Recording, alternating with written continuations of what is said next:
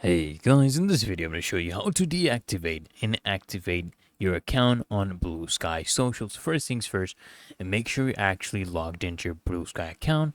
Then come here at the bottom and click on settings. Now guys, what you're going to do is click on account and you'll see this option right here that says deactivated account. Okay, just come ahead here and click on deactivate account, and what's gonna happen guys is all your your things, your posts, your feeds, lists, your profile will not be visible to other Bluesky users. And you can always reactivate your account, of course, by logging back into your account anytime. And there's no time limit, so your account won't be forever deleted. You just come and log in at any time. Okay, if you're ready to deactivate, just click on yes, deactivate, and they'll send you a confirmation email where you go ahead and confirm it, and then your account will basically be deactivated. And it's really that easy and simple, guys.